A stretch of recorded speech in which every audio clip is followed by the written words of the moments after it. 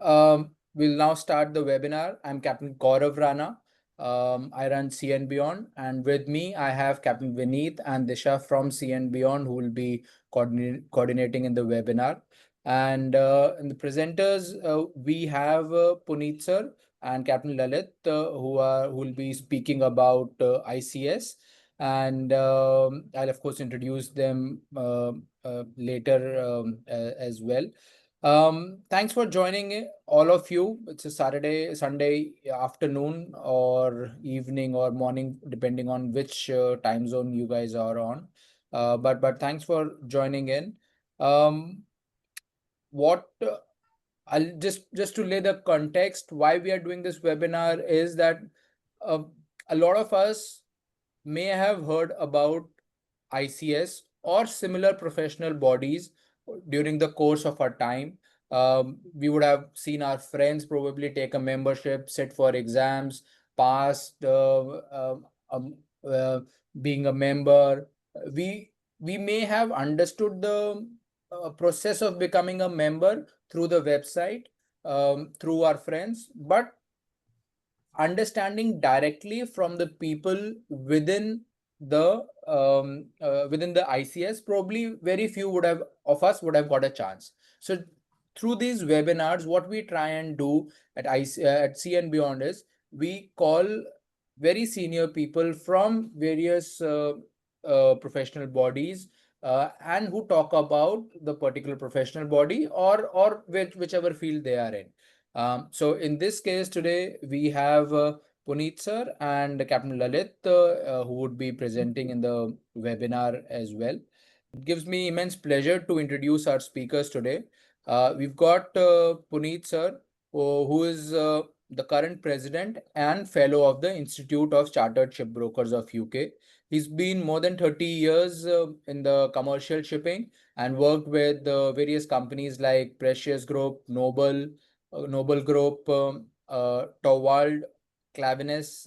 He runs Maritime NXT, a platform dedicated to driving the next in maritime through training, teaching, mentoring, consulting, and collaborating in commercial shipping.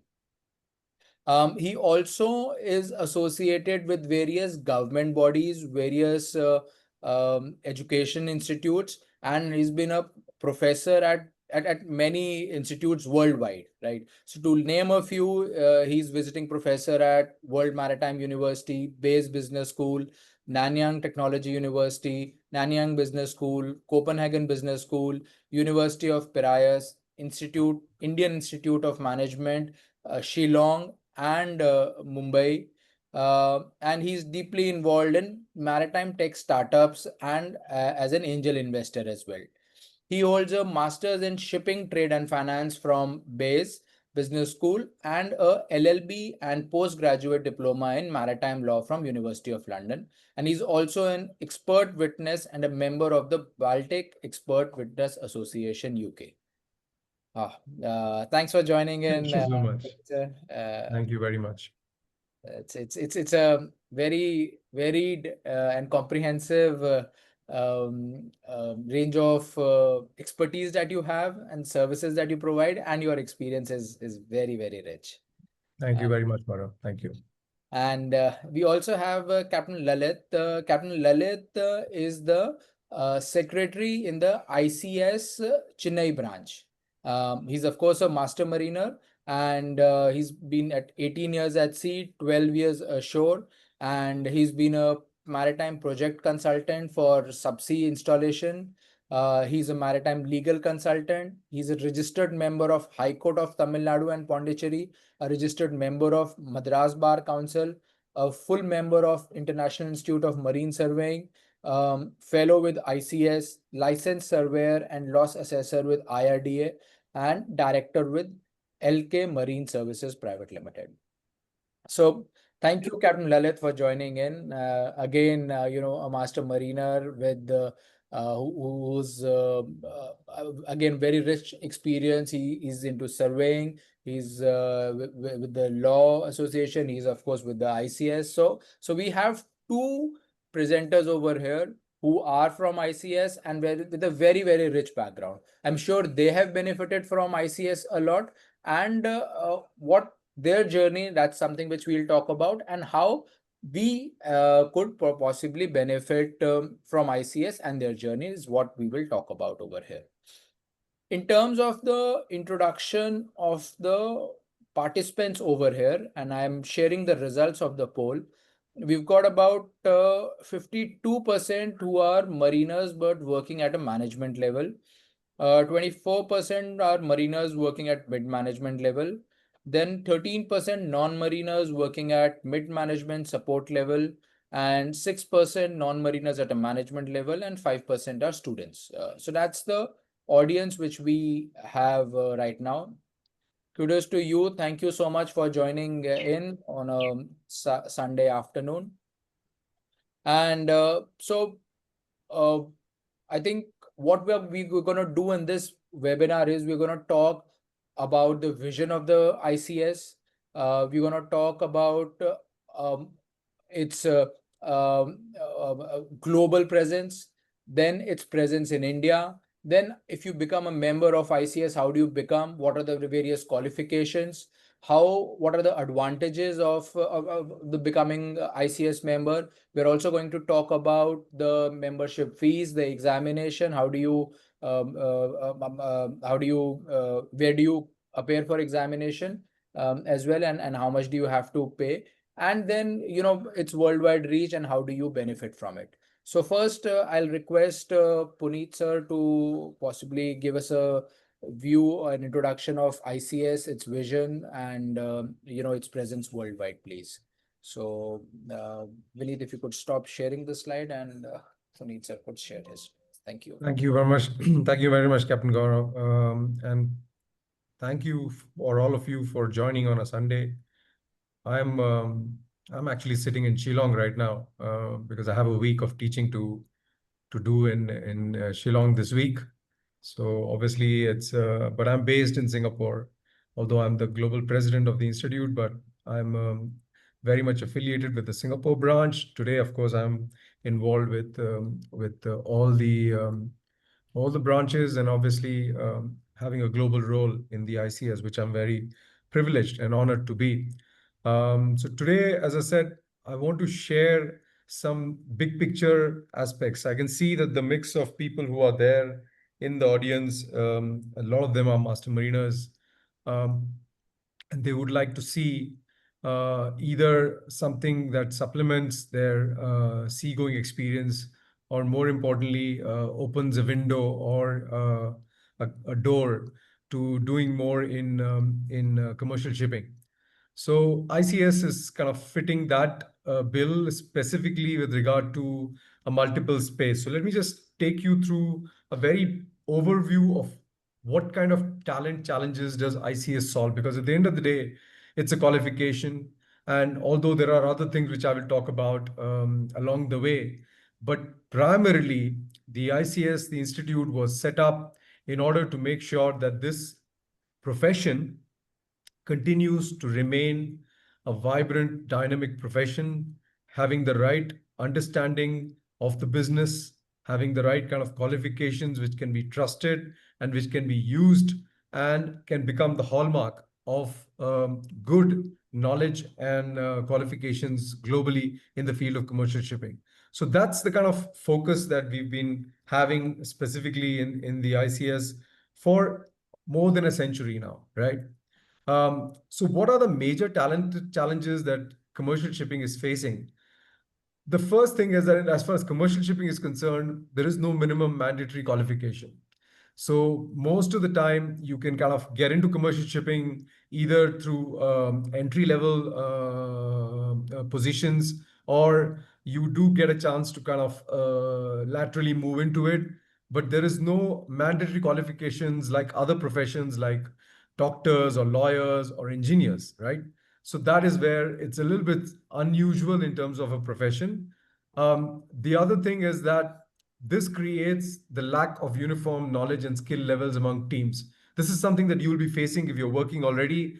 A lot of different understanding of the same concepts, the basic understanding of the business is sometimes missing among the teams.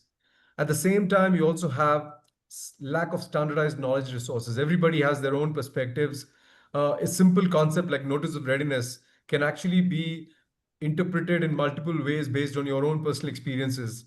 And that is why you need standardized knowledge resources to come into play. Also, unlike other professions, where obviously mandatory qualifications means that you have to have continuous professional development, the CPD. If you do not have the ability to have CPD, then your knowledge stagnates quite massively, right? So this is something which is also a challenge in the commercial shipping space. Um, I must say, and I admire this a lot. I'm not a seafarer myself, but I'm a big admirer of the fact that seafarers are constantly being updated in their knowledge. There is obviously qualifications which are mandatory as well. Regulations are basically being constantly updated. That doesn't seem to happen on the commercial side, happening more on board as well. At the same time, we also find that customized and focused teaching resources are not really there in the industry. So you do have universities, you have got other bodies or institutions, C and beyond included, which actually runs certain types of courses. But there are few and far between. There should be definitely more. And obviously, there needs to be a global standard for that as well. The other thing that is challenging is the old school mentoring is going away. With the work from home, all the other things which are happening, you obviously have less and less of the old school mentoring. There is also a reduction in physical networking opportunities because obviously the global network that you have, you need to try and find the right people to be able to talk to you, guide you, and probably even do business with you. Um, Companies are finding it more and more difficult to recruit and train young talent. And this is something which needs to be understood, that retention of talent as well as revitalization of talent is something which is going to be a crucial differentiation for a company between success and failure. Institute of Chartered Shipbrokers is basically solving most of these problems or most of these challenges through these three aspects: education, knowledge, and networking.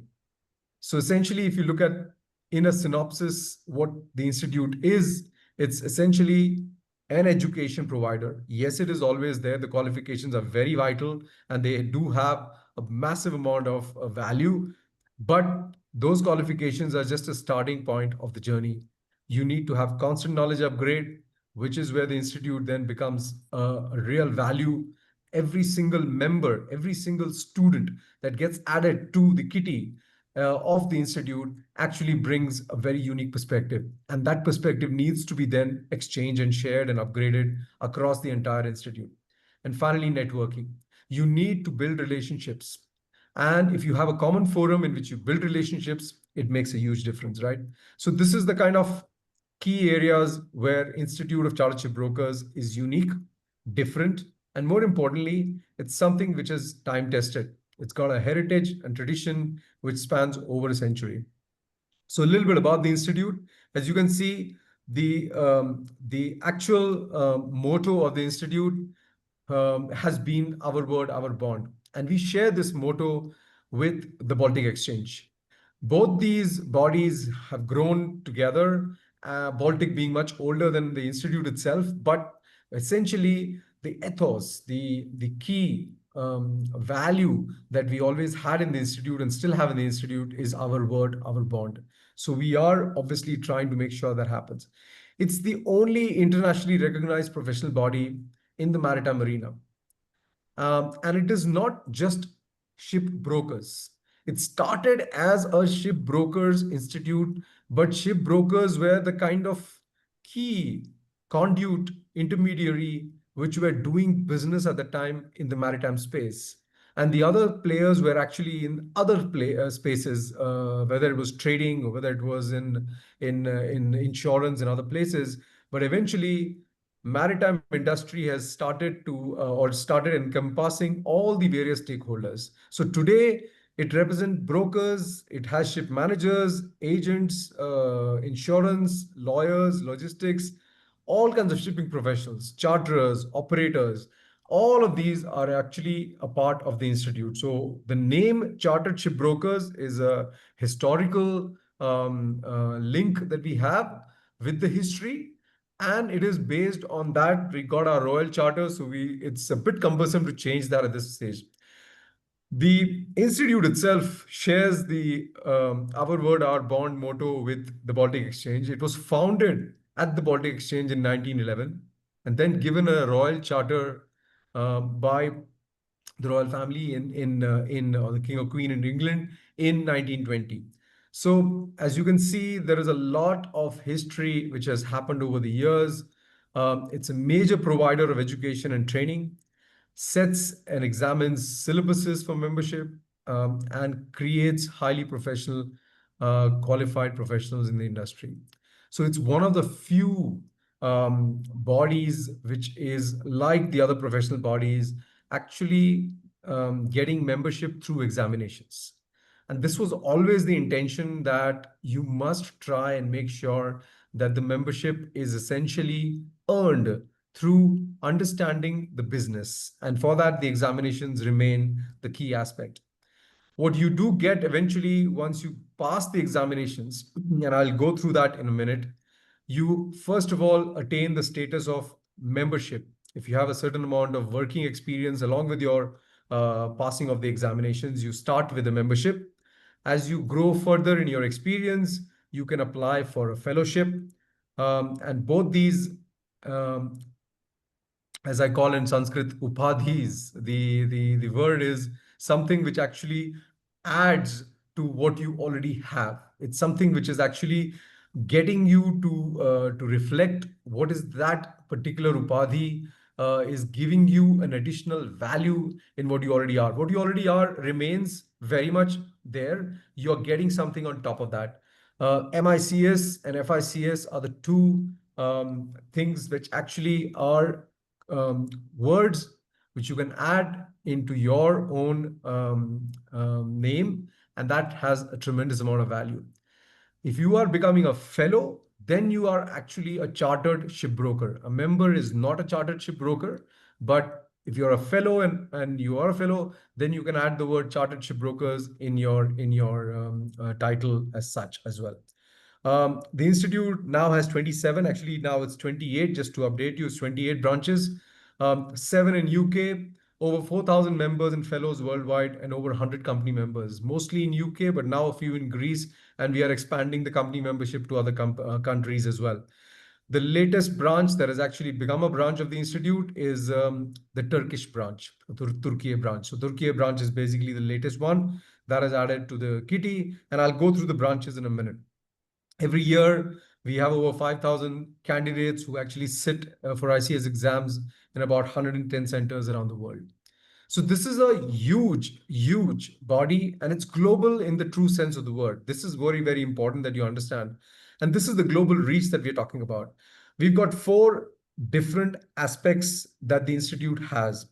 One are branches, which are actually set up by the members, run by the members through executive committees. Captain Lalith is basically involved with the Chennai branch, or I call ICS Chennai, the East India branch, which actually is run by the members, managed by the members, and obviously connected to the global space, right?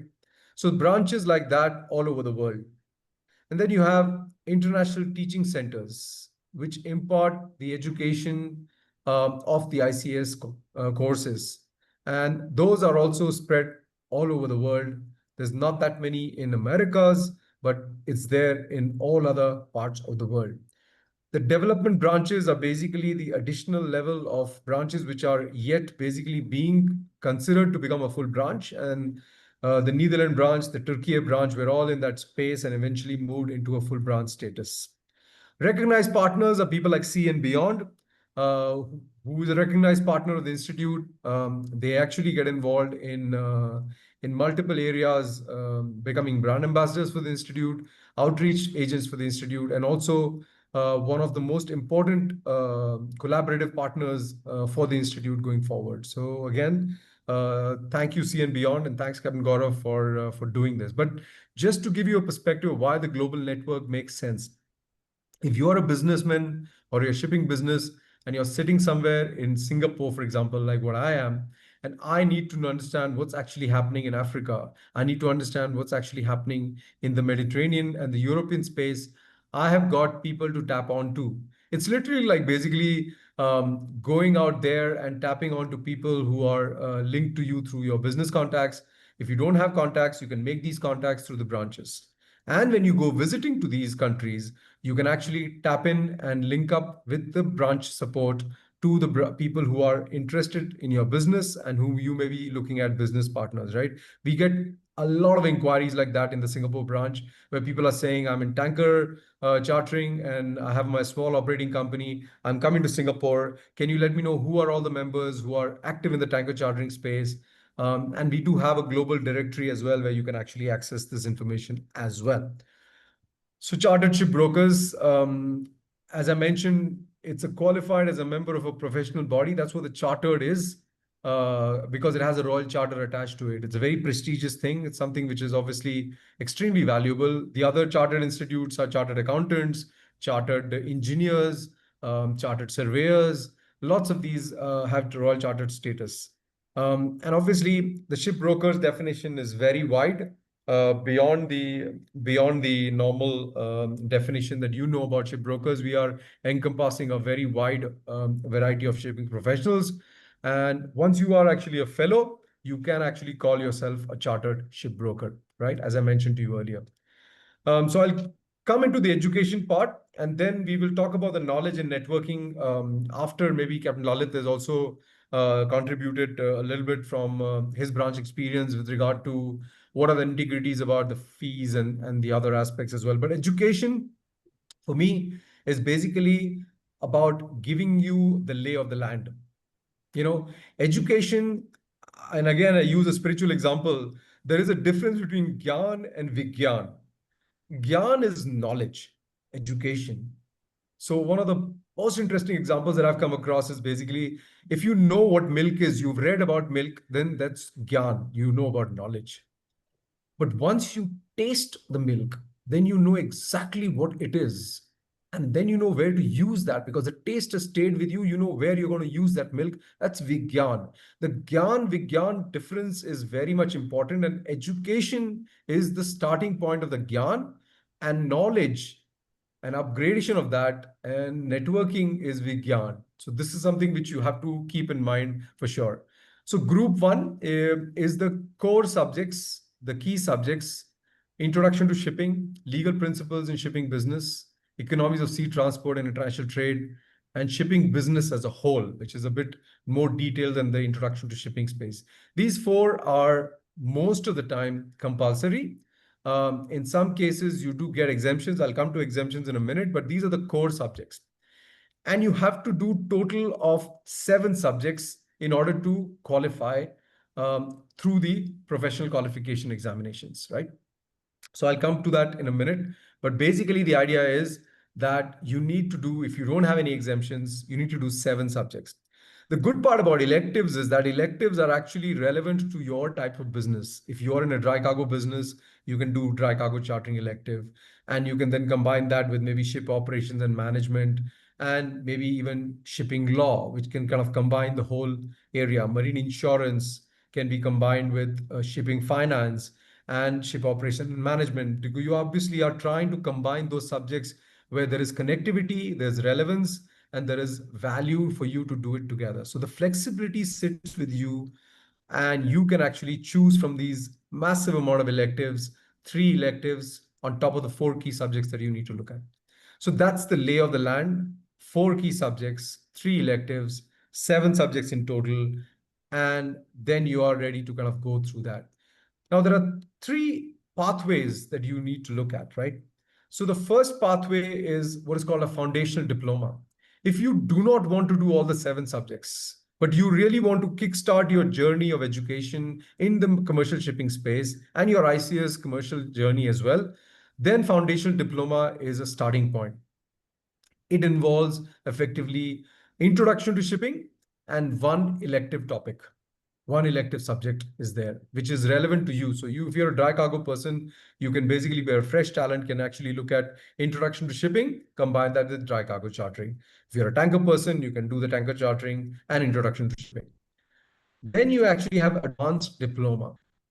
An advanced diploma is basically having an ability to do shipping business, which is slightly more detailed as a topic, goes a bit more into depth, along with one elective subject of your choice. So a lot of companies prefer their employees and staff to dip their feet into this. The good part is if you have done two subjects, whether it's foundation diploma or advanced diploma, those two credits will continue to count when you start and when you try and do your full 7 subjects under professional qualification examinations. So you don't lose out the fact that you've done these 2 subjects, but you continue to keep those credits and you only need to do 5 other subjects in order to get your professional qualification. So nothing gets lost. Nothing gets lost, right? So once you set yourself on this journey, every step is going to take you further in that direction. You don't need to retrace your steps. You don't lose out any of the knowledge that you have gained through foundational and advanced diploma in case you're not ready to do your professional qualifications as yet, the 7 subjects as a combination. So here we go. This is a very same thing that I mentioned. The 2 exams are Introduction to Shipping and Group 2 subject, which is the electives. Anybody with less than 2 years of experience, it's a great way to kind of dip your toes and dip your feet in water. You know, just get the temperature, and then after that, you can finish the other 5 if you feel like at a later stage. The advanced diploma, as I mentioned, is shipping business and one group 2 subjects. Recommended for those with 2 to 4 years of experience or even slightly more than that. If you really feel that that is relevant and that can immediately be used, again, the Gyan and Vigyan, you're taking that kind of knowledge and education which is immediately applicable to your business, right? And the PQE is a total of 7 exams. We give you 5 years to complete those exams. And there are 2 exams every year held by the Institute of Chartered Shipbrokers. So you got 14 attempts if you want to basically do 7 exams or 7 subjects. If you've done any of the foundation or advanced, then of course you're down to 5 only. 4 group 1 subjects and 3 group 2 subjects, and subject, of course, to any exemptions that you have. And the exemptions are important. This is something that you must keep in mind, that exemptions may be actually something that you may already have. If you have relevant professional or educational qualifications, you may apply for exemptions for a maximum of 3 subjects. So 4 subjects you have to anyway do. Shipping business is a compulsory subject. You cannot get away without doing shipping business. If you are going to do your advanced diploma or you're going to do your PQE, shipping business is compulsory. If you have working experience for minimum 2 years, you may get exemption from introduction to shipping. But a lot of people tend to kind of still do that because it's a great way to kind of kickstart your journey with introduction to shipping. If you are holding COC in Master, Chief Engineer, Chief Mate, First Mate, Second Mate, then obviously you are eligible to get exempted also from introduction to shipping. But a lot of people, again, I said, do that. Then you can go into an exemption list in the ICS UK website, which actually tells you all the exemptions which are granted to degree level qualifications, which are closely related to the institute syllabus and which have been approved by the Education and Training Committee of the Institute, right?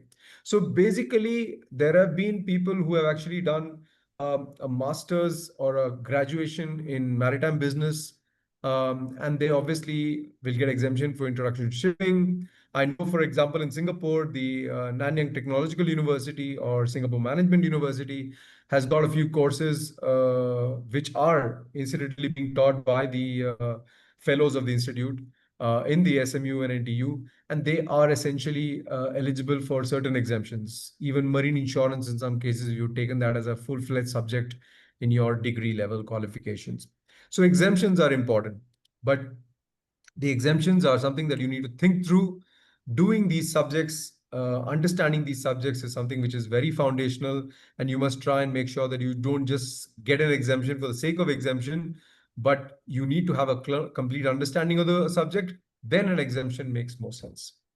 And then, of course, you have modes of study, different modes of study. And again, Capt. Lalith will talk more about the branches and what Chennai branch offers or East India branch offers. But basically, you've got three aspects that you can look at. Tutorship is a distance learning uh, coaching space where there is actually a tutor with whom you communicate, you send your questions and answers, and you get guidance. And that's something which you are, of course, very much having some kind of support if you feel that you need to do that. There is classroom training, there is online teaching, which is also available at the head office level. There are also more and more attempts at the local level to try and get more classroom training and online teaching. I think C and Beyond is also trying to look at eventually put some online modules there, which can basically make it very flexible, very easy for students to try and get access to this. There is an online academy which the head office runs also, and obviously the time zone differences are a challenge, but basically that's something which is there. The third option is for super self-motivated people who can look at self-study and try and basically do more and more on their own. I would say if you're a working professional, you must try and either look at some kind of support that you get, because if you're on your own and you're doing self-study, you need to be so disciplined that you can actually, continue with the self-study. But if you really feel that you can't do that, then try and go for the tutorship or the classroom or online training as well. So just to give you a perspective as to what the membership and how the membership kind of works, this is the last few slides out there for me at the moment. Choose the 7 subjects from your syllabus, and then of course apply for any exemptions that you have. Pass the PQE over a period of time. No need to hurry. There have been people who have given 5 subjects in a shot and still passed it. Amazing, amazing to do that, but you need to be able to focus on that.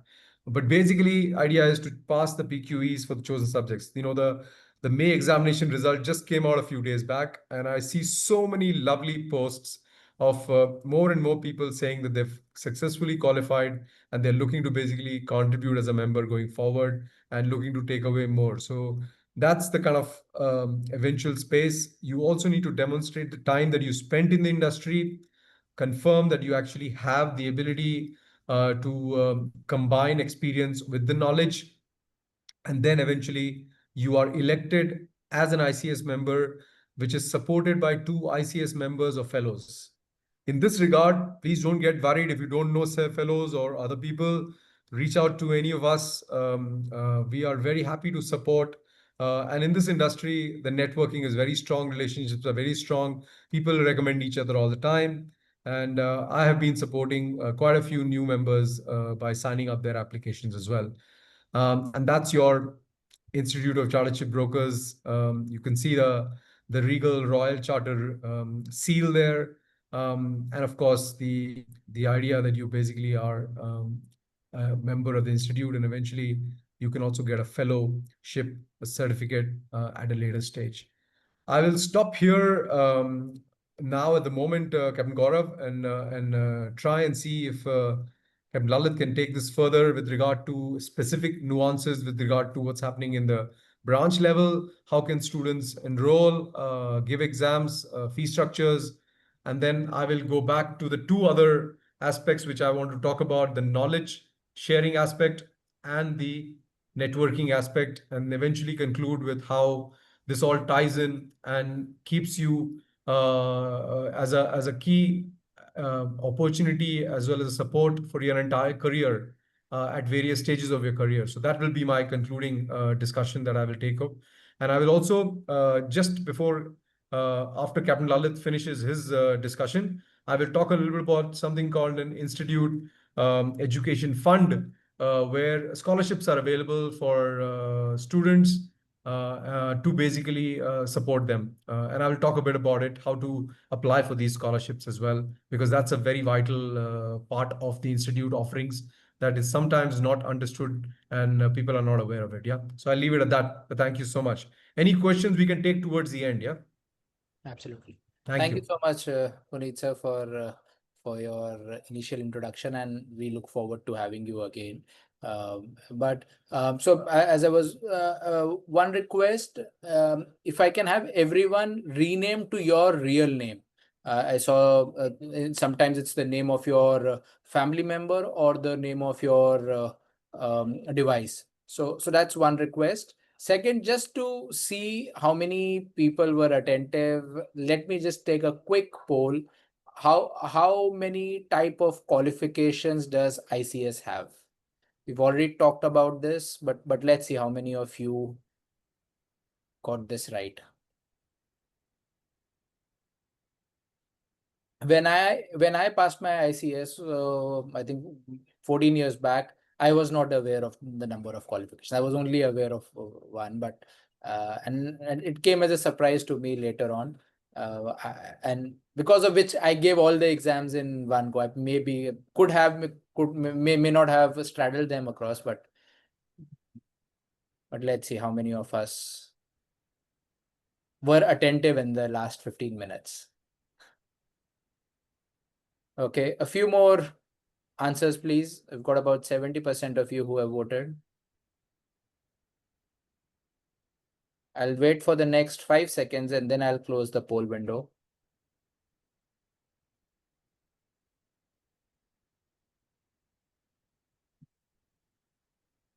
All right, closing the poll window and sharing the results.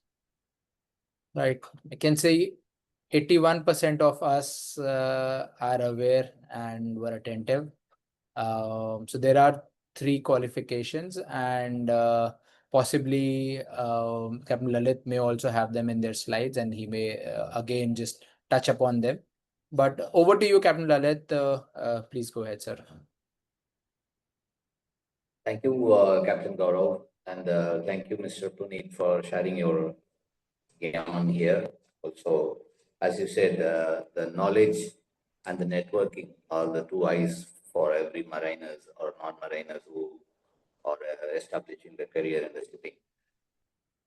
Okay, in continuation with Mr. Punit, where he stopped, I'll continue there. We talk about the eligibility criteria for doing this for ICS modular courses.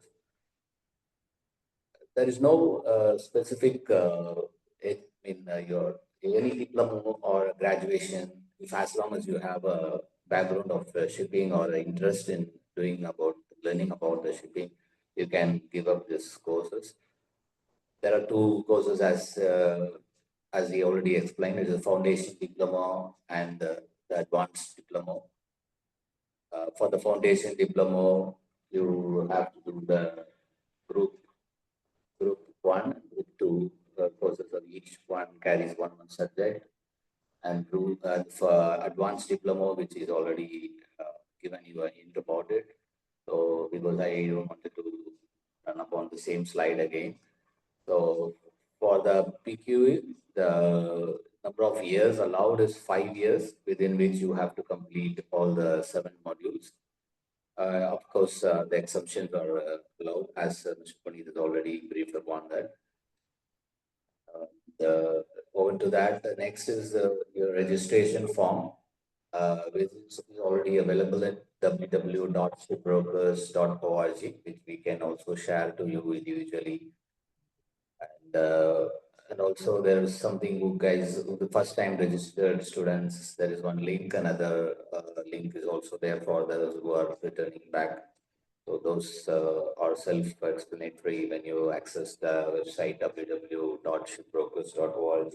On the other hand, you can also approach our branch.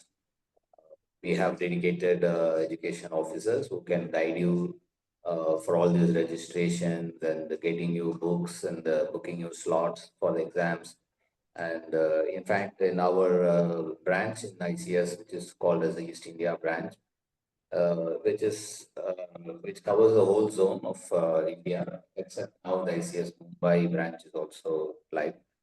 Other than that, we have our members are all in wide background. They are from different collection of shippers and non-mariners. They are from port terminals, exporters, entrepreneurs. So you can name it. And when you have a chance to interact with them during which we conduct a lot of seminars in each year when you become a member, you can have a free access to all those seminars. You get interaction with these people, and preferably if you can have your own course of career path set up. And we also have some academy running, which you can access to shipping-school at ics.org.uk. And we have a tutor program in our branch, this ICS East India branch or ICS Chennai, you can name. So you can also benefit it at the free of cost. And once you become a member, you will have access free of cost to TradeWin magazines as well. And then when we talk about the fee structure, there is one-time registration fee for each year. We have two same kind of things. One is in November and another one May. You have two slots where you can give your exams. So in November exams and May exam, you can at one time you can book it. There is an early bird discount, which if you register it before 25th of September, there is a quite a large discount you will get it.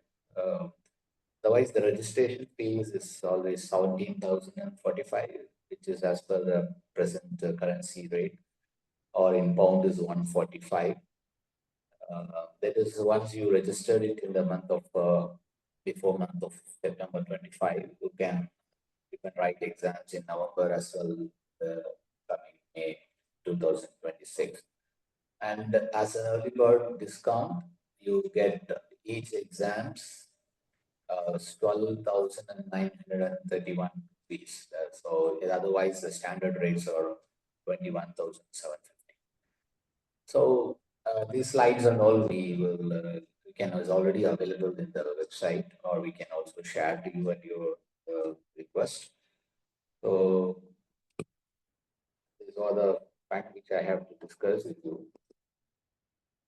And of course, the fee structure I have told, and the exam procedures. As you know, the exams are conducted strictly as of now. It's only we have to plan offline. We have various centers. One in the Chennai. You can start in Delhi, Calcutta, Vizag, Mumbai. So you can choose which place you would like to. Even in Kochi. So accordingly, you can come over there and give your exams. It's fun also if you have already cleared your exams or come across your academic courses, and now you are working professional, and now it is a different experience to again getting into the realm of studies and giving your exams. That's a different experience. I would bet everybody should try that. At least a foundation diploma to become a professional qualifying exams or advanced diploma, anything you can start up with. And as it progresses, if you are interested, you can continue to become a professional qualifying exam. I again, once again, thank C and Beyond. They are doing a wonderful job of giving the elimination to knowledge to everyone around here. Whoever joined is definitely going to be benefited. They are also running tutor programs. They have modules which if you cannot do it on your own, then you can enroll with them. They will do their best to you. Also, I have gone through their few of their modules. They are massive and wonderful. So I would suggest that as the time is coming up, as you already know, there is going to be a vast development in shipping background, the shipping field. I would suggest people to get more knowledge to that shipping field and before the time comes, so you can be prepared and get into the race. Thank you. Over to you, Mr. Gaurav. Thanks, Captain Lalith. I think you had a lot of slides, but you were able to cover a lot of them in a very short time. Thank you so much. But while we stay on this slide, to everyone, let me just give you a couple of more important points that there is a student registration which is valid from June to May each year, right? And the exams happen in November and May. So which means that if you are giving an exam this year, November, and next year, May, then you will only have to pay the registration one time. But if you plan to give the examination next year, November, and next year, May, then you may have to pay the registration twice. So depending on so choose your cycle accordingly. You may be able to save that much amount of money. One more thing, that the exemption is priced at 199 pounds, whereas the exam entry is at 185. So which means that if you give exams, it's a little cheaper than taking an exemption. And if you actually enroll before 25th of September 2025, which is about a month to go, then you have an discount of about 75 pounds, at least 75 pounds. So that's something which for all of you to look at before you decide which cycle would you want to be, what qualifications would you want to take. And of course, the branches, or if you talk to us, at CNB, we can also help you in explain and in scheduling one. By scheduling, I mean that which exam, which subject could you take earlier, or at one time, say during November, and the next one during May. So that's something which we could support you with. But thank you so much, Captain Lalith, for your thoughts. And while I get Punit sir back, let me take another poll from all of you. How many of you are aware of the benefits of ICS? We can stop sharing the screen now, Vineet, and probably Punit sir will share it later. And I think no one better than Punit sir to talk about the benefits of ICS. And I've talked to him personally. I didn't know myself, honestly, what are the benefits, and it took me some time to realize, and then become a member, and then become a recognized partner finally. But I think all of you should listen to this very, very carefully when Punit sir starts. We'll just wait for another, say, 10 more seconds for all of you to answer the polls. 85% of the audience are not aware, or aware a little bit about the benefits. And I'm sure the 15% of you who say you are aware of the benefits, when Punit speaks, you'll know that how much little you may know about it. So over to you, Punit sir. Thank you very much. And that's a very important poll, because when you kind of get a sense from the audience that they are kind of unaware of these things, then obviously that becomes a lot more important. And thanks for highlighting that. So I just want to talk a little bit about the ICS Educational Fund. In fact, I have, just to recreate or retrace my journey, I've been a fellow of the Institute for many years, over 2 decades. However, I was working in centers where there was no real active branch at the time, Bangkok being one of them. So obviously, you are not really that much linked up. But when I came to Singapore, I got involved with this institute branch. I was already a fellow at the time. I got involved on the Exco, eventually became the chairman of the Singapore branch, not once, but twice. And eventually, my, let's say, introduction to the global position in ICS was through the ICS Educational Fund. I was invited to become a trustee on the ICS Educational Fund, and that is basically my vehicle or introduction into the global understanding of how the institute works across the globe. And I also learned a lot of things over a period of time. So it's great that I can share this.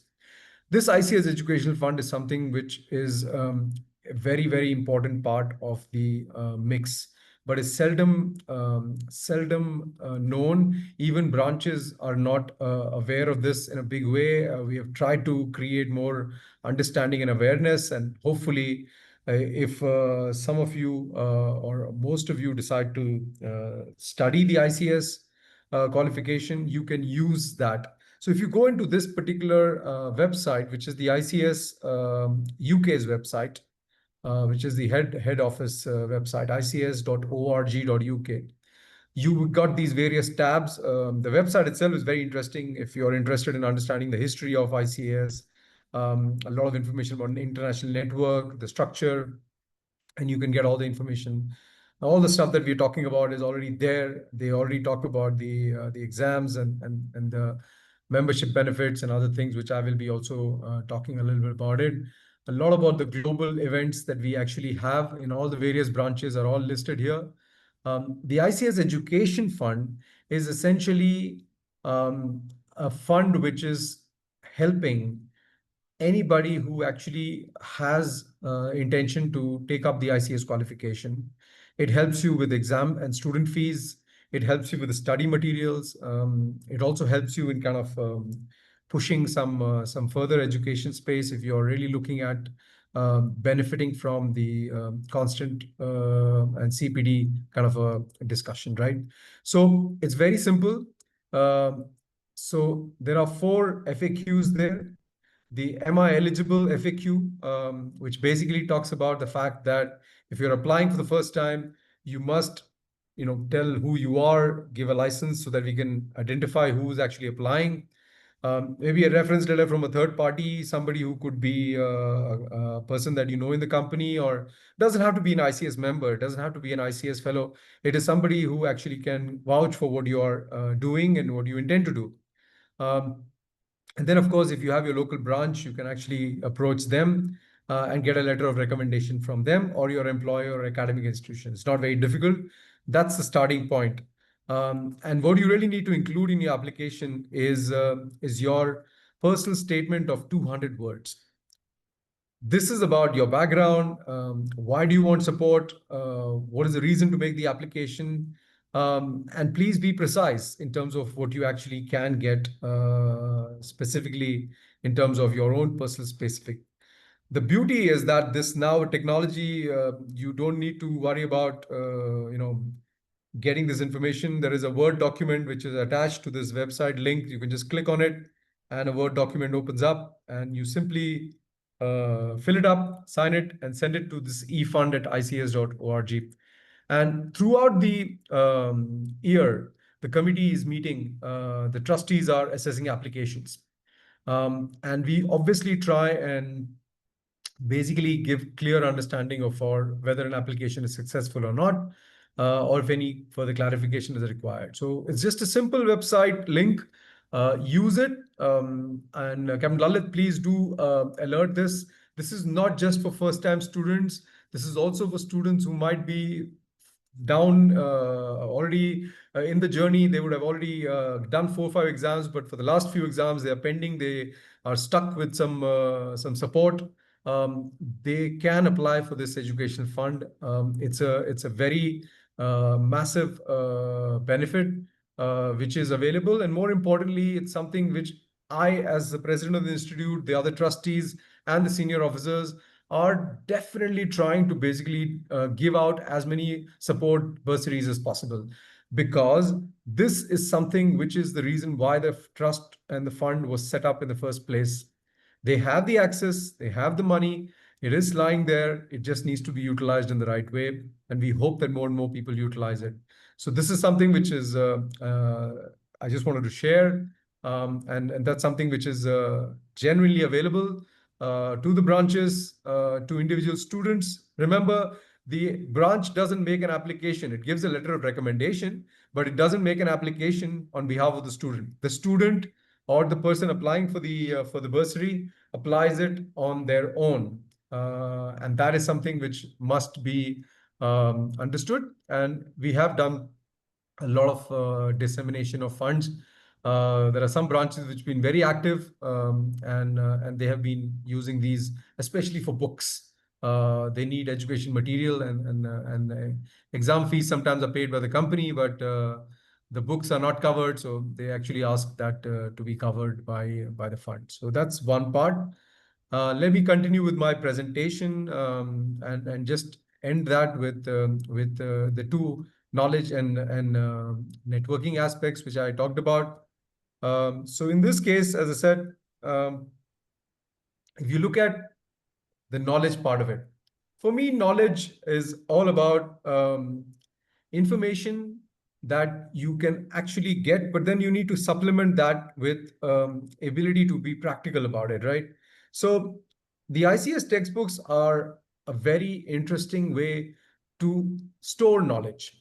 Of course, textbooks are only relevant or valid as at the time that they are written.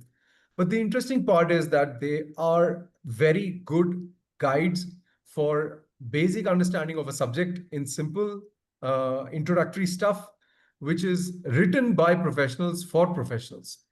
So if you look at the dry cargo chartering, which has just recently been updated a few years back, Arthur English, who's the CEO of Gearbulk, or was the CEO of Gearbulk, now the CEO of G2 Ocean, is basically written a foreword for that, and he's contributed also with some of the areas. So people who are at the high of their career, practically involved in the business, are actually writing that. And we are in the process, and I can tell you, as a global officer of the Institute, we are in the process of trying to find a way to do more periodic reviews and revise these books as much as possible. The other thing for students and members is that when they buy these books, they buy them at a discount. So I have had a situation where I was in toward Claveness, and essentially I bought the entire set of the books which were relevant to Claveness's business. And those books are actually used, and they kept right in the center of the office. They are used as people kind of walk up and down and the corridors. They actually have the ability to just go through a book, go and refer something if they are unsure about a concept. The young interns are looking at it, the trainees are looking at it. It's a phenomenal way to actually get that knowledge sharing going. And to non-members and non-students as well, these are available. So it's not that only it's exclusive to students and members, it's available at a discount for students and members. But for non-members and non-students, it's available at full price. So that is something which is one of the knowledge part. The other part is newsletters and magazine. So all the ICS members get a copy of quarterly professional magazine called Shipping Network. All the ICS members registered with the individual branch, like Singapore branch is my branch. So obviously I'm involved with the Singapore branch as a member, as a fellow. I get an exclusive quarterly newsletter as well. I mean, there are other branches which bring out as well. All these newsletters are also posted on the ICS UK website, the website that I showed you to get the ICS Educational Fund. Some very, very valuable understanding about the topical areas of the business. There is a theme for the shipping network every quarter. We are trying to also highlight more and more about members and their contributions to the common good, and upgrade or basically elevate the value that shipping brings overall, which makes all of us very proud, and we should be proud about it. And tremendous amount of knowledge sharing happens with this particular newsletters that come out. I know there is a lot of material that comes out there. I'm not denying that there is not other material that you can also refer to, but we find that when you are belonging to a club, you're belonging to an organization, you're belonging to an institute, you actually are basically finding that those people are writing things which are very relevant to your own stuff, and you tend to kind of take that trust factor. You read that and you say that this is actually something which is reliable and trustworthy, and then you can contact this person, because suddenly the author of that particular article is most likely a member or a fellow. And using the directory that is available in the shipbrokers.org website, you can actually find the name of that member or fellow who has written that article and simply contact the person and get more discussions going. So it's a very valuable tool from my perspective. And this is again the Singapore branch, because I was involved with the Singapore branch There are regular talks and webinars. They've continuously held updated on Fuel 2020, the Baltic indices. They've got Baltic ICS lectures, which happen locally in Asia Pacific. They've got bi-monthly ICS Singapore talks. Those are, again, something which is happening on a regular basis at the branch level. What we are trying to do at the global level is we are trying to create more webinars from the branches, like these webinars, like the ones we have right now. This allows people from all over the world to partake and understand the stuff. We recently held a webinar for the entire 3 African branches coming together and sharing one Africa story for the members. And the beauty of the webinars is you can record it and share it with members for future knowledge upgrade as well. So that is something which is very, very useful. And that happens quite regularly. One of the other things that a lot of members actually find and they don't understand is that you can see ICS offering education at different levels, and the solutions and training that is offered from branch is at multiple levels. So every branch has got tutors, every branch has got ability to kind of give you knowledge on the ICS courses. But at the same time, if you have certain types of topics where you are, say, for example, a young person who has just joined the industry in a new company, and your company itself is new, they are also growing, they're also wanting to become bigger and bigger, they want upgraded knowledge for their entire team. You can, as a member, you can actually ask the ICS local branch to say, can you help us create a customized course for, let's say, LATAM and Demerage, or time charters, voyage charters. You can get these kind of customized courses, and that really gives you the ability as a member of the institute access to these customized courses, and that really elevates your value in your organization as well. In case of Singapore, it's eligible for certain subsidies. I'm sorry, but this is a Singapore presentation purely from a perspective that I want to highlight that individual countries do have individual value adds that you can actually find. You can also try, if the branch feels that there is something that can be done in order to grow that particular market, they can also try and negotiate on work on their own with the companies and the members to try and offer these customized courses. This, I think, is something which is important because it's collective knowledge now being channeled into companies and teams on a customized basis, right? So it's very, very useful. And I think these advantages are something that you belong to an organization, you are given that value and the importance of being a part of their organization, and their access gives you the ability to show your company and your organization that you can contribute, and it can contribute to the organization as a whole. Networking for me is the number one aspect of the institute value chain that it comes in. You can meet lots of people, lots of times all over the world, but you need focused networking, and that's very, very important. The other aspect is the ICS is a global club. It is essentially made up of all the members. Like Captain Lalith, if I have something that Captain Lalith is involved in and doing something, let's say in the legal space, and I want something in Chennai, I now know that here's somebody that I can simply contact. That access, that ability to get clicked with the right people globally is a huge advantage. There are individual events which are happening in the branches. So obviously you will see networking nights, drinks, lots of talks, discussions. Those are good networking opportunities because they always involve the actual subject matter and networking along with that. There is an ability to connect to other ICS members virtually. There is a website called shipbrokers.org that gives you access to the members directory. You can search using the name, you can search using the country, you can search using the company. And that means that you have the ability to actually find out that if you're looking at going down to that particular country, you can find all the members who are there in that country. I visit a lot of countries globally for my teaching and other assignments. I make it a point to basically find out who are the local members in that particular town or that particular city or that country.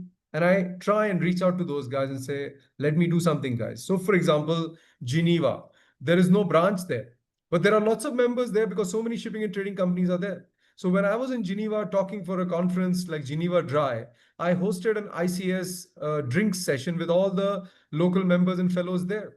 It was a success. It was very, very good. And they really met each other for the first time as well. Forget about meeting me. So that's something which is very useful.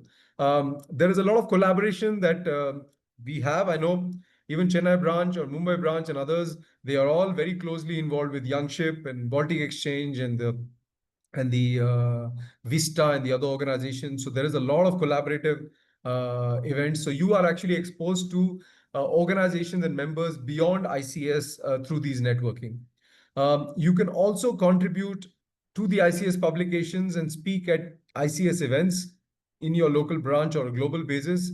And that can elevate your own profile as well, because you want your profile to be elevated. You want people to kind of come out and reach out to you through that space as well. You also can contribute as a tutor. In some cases, you earn a small honorarium, just a token amount, which is given by some branches. Not all branches do that, but essentially you can contribute as a tutor at a later stage as well. And eventually you can become a leader. You can be a part of the executive committee of the branch. You can also look at global opportunities.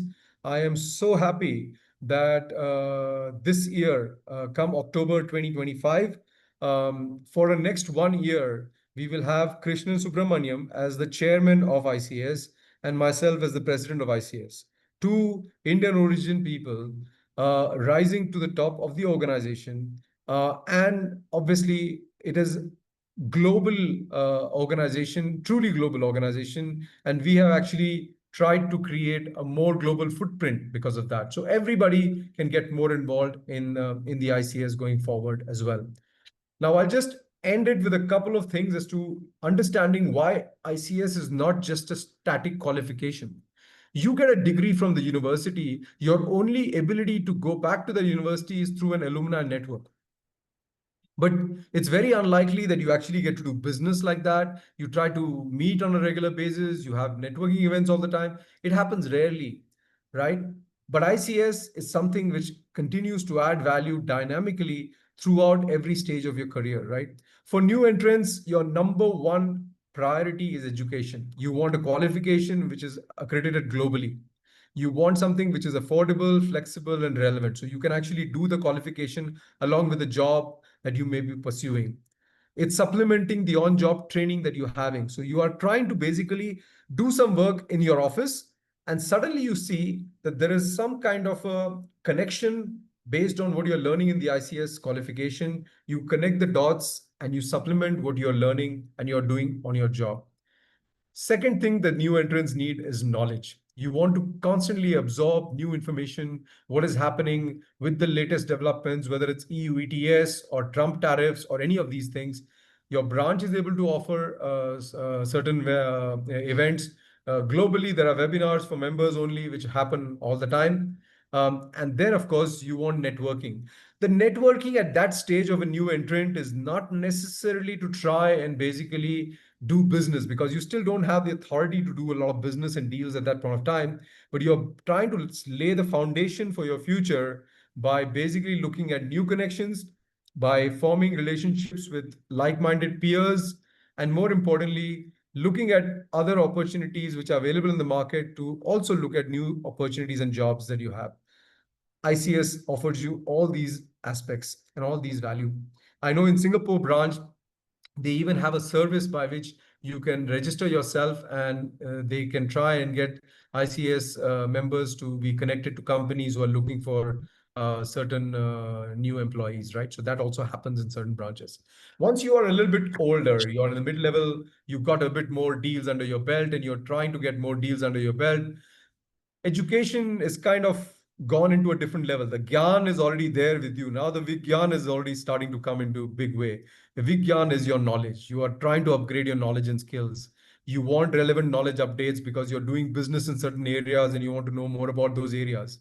You want to enhance your market value because you want to be upgraded with your skills at the latest level. And you want exclusive tailored courses for your company and for yourself. You want to try and get upgraded knowledge. Now networking becomes a whole different ballgame for you, because you're connecting with key players, you're connecting with people across the globe, and you have something to give and you have something to take. You have references through the ICS which open up new doors, and you straight away start adding value to employers, saying that here is another ICS member. I can go and find out whether I can actually build a relationship and a trust of this guy, and then work with a common foundation, start doing business. This kind of networking is something which is extremely vital. I was at the ICS Singapore conference and annual awards just 2 days back. And it was such a huge success because I met so many people in the industry who basically came in and said, we want to meet other people in the industry and we don't have enough opportunities to do that in a framework like this. So they were very happy. Members were happy. Industry was happy. Right.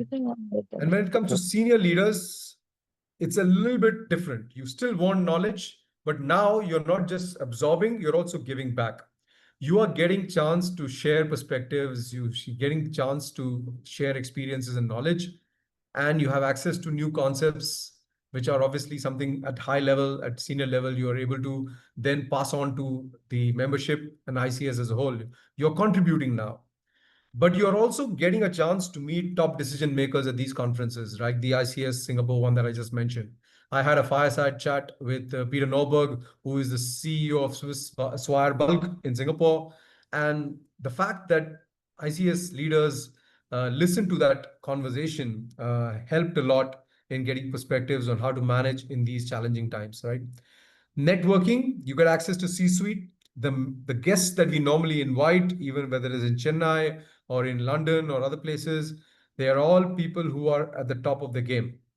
They all become guest of honors, special guests, and they are obviously getting access. The members get access to these people.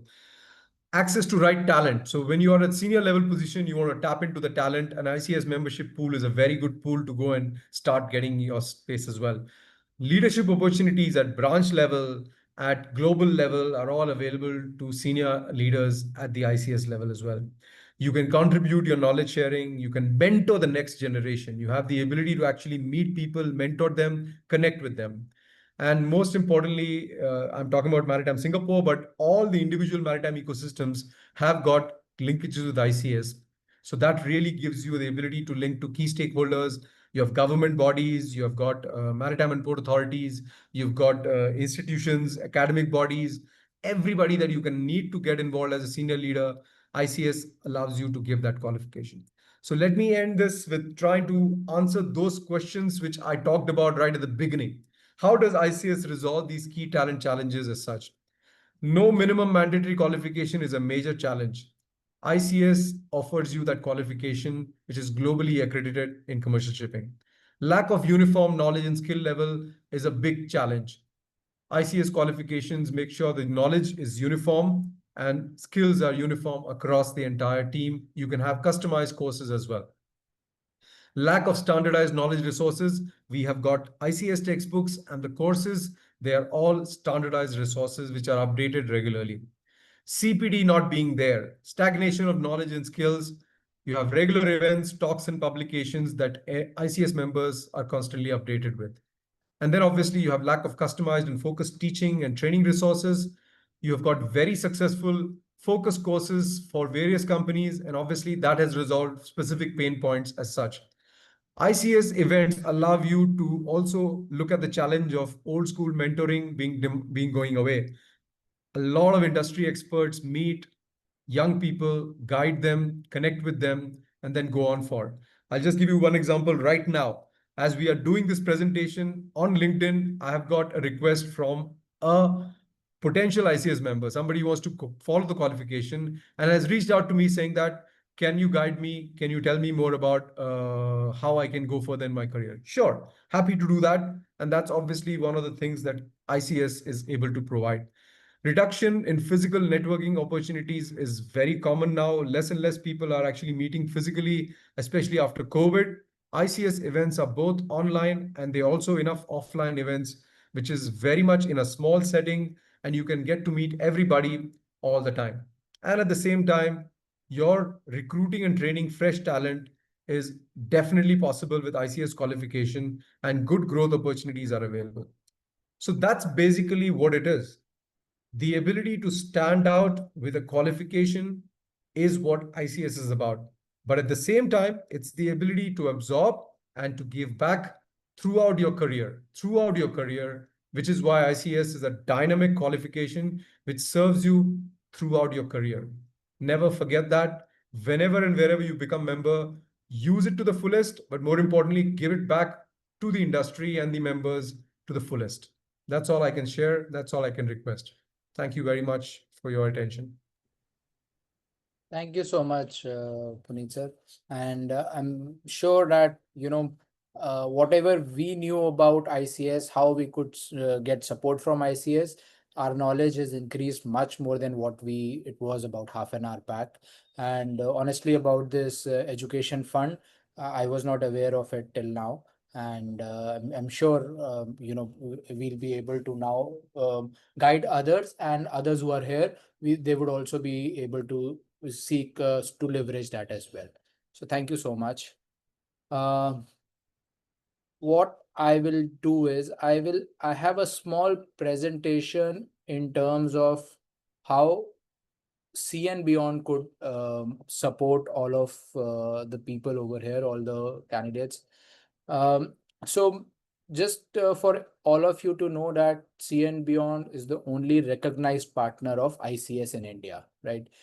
We're not branch, we do not have a branch. We are not affiliated to a certain branch as well, but we are the recognized partner.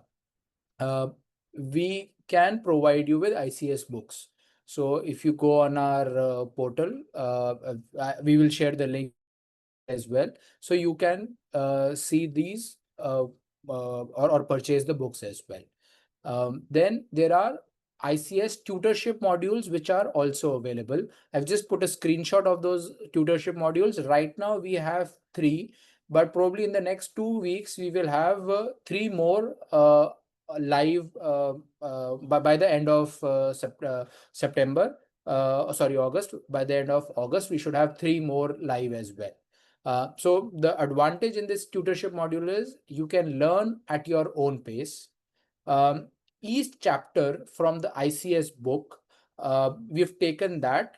We have seen the curriculum as what is shared by ICS, and we have broken that curriculum and the chapter into small videos.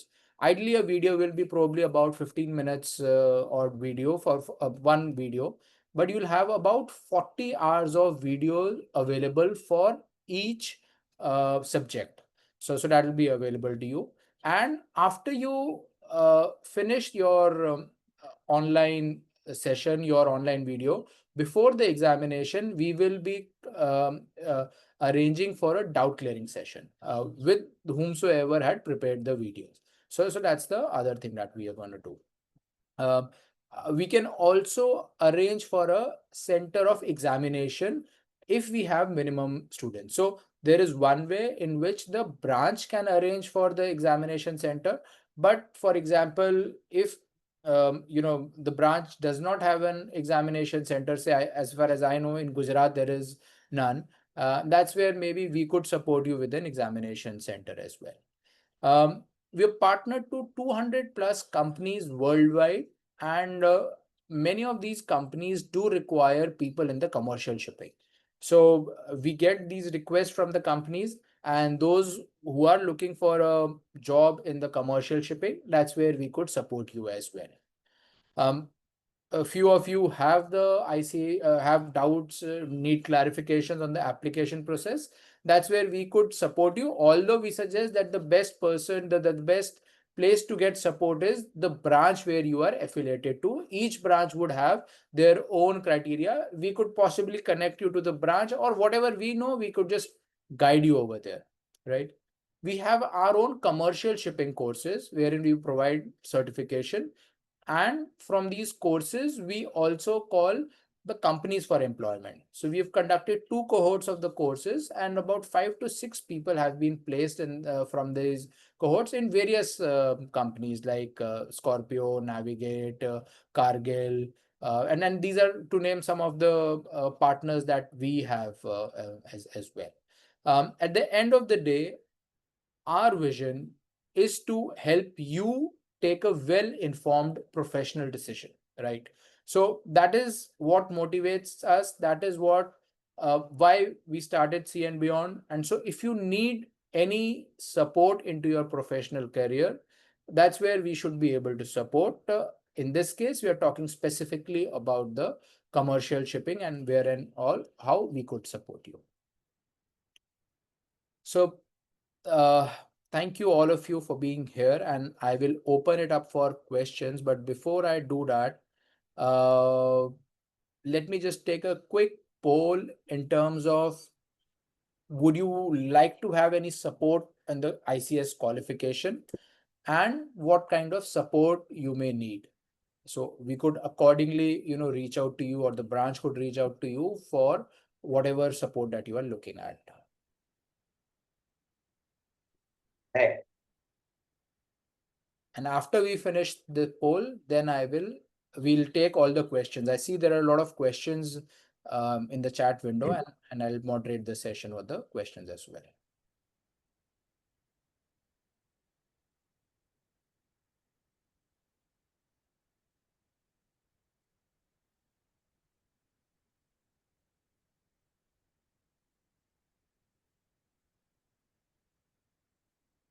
We'll wait for another 10-15 seconds. I've only got about 60% participation.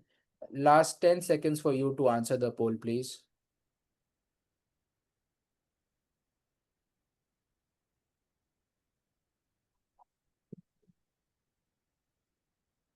Okay, last 5 seconds.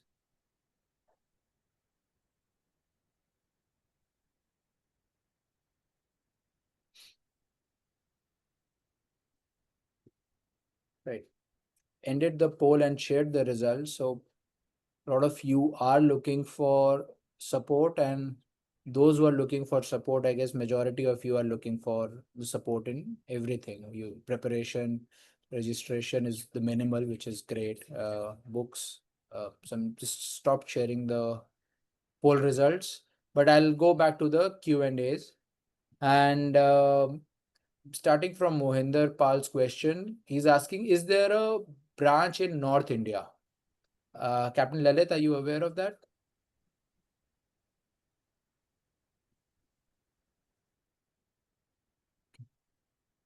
Okay, branch as such, if you can see, it's a single point, but we have regional branches everywhere. Those main branch is ICS Chennai, but we have regional branches in Kolkata, Delhi, Vizag, Mangalore, and also in Kochi. Now you have in Mumbai. So that the Mumbai is a branch is in its own, but we have other places where we have regional heads, regional branches, so that they can always approach them, and we will extend our support through them. So we all the regional heads meet on a bi-monthly meeting, either through virtually or sometimes physically. So we keep updated about the memberships and other relevant statuses. I think what the question was leading up to later is that, do you hold ICS exams in Delhi? Yes, of course. The branch is now, the exam center is with ARI. That is in Delhi. We are conducting exams there. All right. Okay. Equally large number of people giving there in ARI as we have in Chennai. Okay, great. Then there is a question from Geet. Is it advisable to join the course at a fourth engineer level, or maybe a little bit more experienced? Punit sir, would you like to take that question? I think the idea is to, as I said, when you are very young and you want to try and get into the ICS, you want to basically use that knowledge that you're getting in ICS to your supplement your on-the-job training. So whatever you're doing on board, if you have got some commercial aspects that you're dealing with, or you are not clearing that, then maybe starting off right now with the introduction to shipping or legal principles or even economics of sea transport is actually going to help you to crystallize your own thinking about what kind of trades is your ship doing, and then you can obviously try and complement that with what you're actually doing on the job. So I don't think that there's any restriction of you waiting to kind of do it, especially if you want to do it over a period of 3 years or so, your full qualification. then better to start now and build it up as you go along. And everything is going to be useful and going to help you, I would say, in your job as well. So please go ahead. I don't think there's any specific reason why you should hold back till you become senior enough. No, you don't need to. Absolutely. And just Geet, from my experience, talking to a lot of companies, I think there are a lot of companies that are looking at people at a junior level as well. I mean, to start, it's not just that they want a master or a chief engineer to join. There are a lot of non-mariners as well. Punit sir himself is a non-mariner, and you see where he is. So it really doesn't matter. And or honestly, from the engineering side as well, the higher you go, I mean, you will not gain a lot of knowledge in terms of the cargo. So to you, I would strongly suggest, if you want to go ahead, you can go ahead at whatever level you are at, and the junior level is absolutely perfect, is what I believe. Question from Ritika. I'm assuming you've seen that twice. You're asking the difference between the diploma and advanced diploma. I think that's probably been answered, is what I'm assuming. Aditya, knows the service networking and bringing a career switching. Okay. How do the different modes of study facilitate networking and bringing a career switching from operations to commercial shipping? Aditya, again, I see your question came before Punit's slide, so I'm assuming that's been answered. Okay. I think, Punit sir, maybe you may want to take this. He has a follow-up question, and he's asking that, is ICS mandatory to switch from operational to commercial background? No, I don't think it's operationally, but it's extremely helpful. So let me put it this way, that when you are in the operations side of things, you do have an understanding of the commercial aspects. The point is very simple. When you are in your job and you're dedicated to your job, you really have no ability to connect the dots outside your scope of job. You're so much immersed in your job, which is operations, that you don't have that. What ICS basically does is it starts giving you the big picture. It starts giving you the commercial aspects. If you do the dry cargo chartering or tanker chartering, you get that bigger perspective as to how this whole thing fits in. Then the company also feels that you yourself will find that you're contributing more commercial inputs as well, along with your operational work that you're doing. And suddenly that cycle or that process of you moving from ops to commercial is also faster. Secondly, and most importantly, a company basically wants somebody who's a tried and tested person who gels with the team to promote that person rather than bring some new commercial guy in. So with qualifications, you have that added advantage and added ability for the company to actually justify and say, this guy is great. He's done well in operations. He's qualified as well. Let's bring him to commercial. That, I think, is the way it happens normally. And it is something which is a subtle point, but it's important. Yeah. Absolutely, sir. Makes a lot of sense. Archit, I'll come to you after this question from Captain Matthew Montero. And Captain Matthew is asking, in terms of what percentage of people pass ICS exams? I don't know if we can share that and if it's available. I don't have the stats with me right now, but I do know that it is marked quite tough.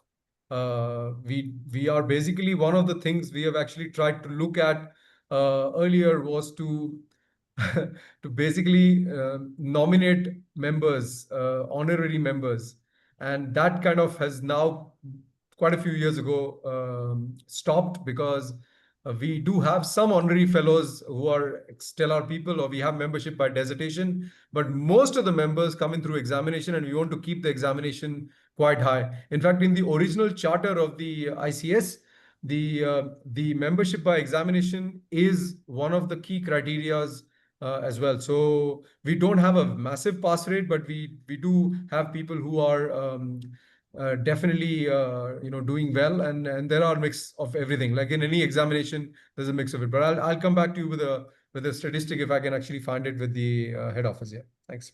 Captain Lalith, are you aware of the passing percentage? Yes, roughly about 60% people pass those who are enrolled through us, but we don't have And other is total. this Captain Lalit, this is only Chennai, or is it globally that you know Uh, the no, statistic? it is. I have only access to the Chennai. Okay, sure, exactly. Yeah. So in your branch, as a representative, you're telling about 60% people who give the exam pass the exams every year. They are passing. Yeah, some of them don't give, but some of them enroll and they miss out because of their other Okay, commitments. sure, sure. Otherwise, those who were enrolled, out of them, 60% are 60% passing. pass. Thank you. Thank you for sharing that. Thanks.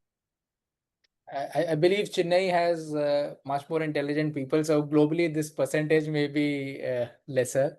Um, and so that was his first question. About study material, Captain Matthew, I guess we've already talked about it. Age limitation in terms of employment opportunities, and and I see a few more questions in terms of employment opportunity coming in, and because I'm based in India and I see and beyond is into employment, let me take this up right away. So there are essentially two main opportunities in India in the commercial space. One is on the pre-fixture side, on the broking side, and on the post-fixture side, which is probably into operations and claims as well. So most of the mariners, especially once you reach at a certain level, maybe say a mate or a second engineer and above, the opportunities are mainly in the post-fixture side, wherein you have a decent salary as well. Depending on the company, your salaries are decent enough, about what a superintendent gets, or maybe a little bit less. The other opportunity on the pre-fixture side, where the starting salary is fairly low.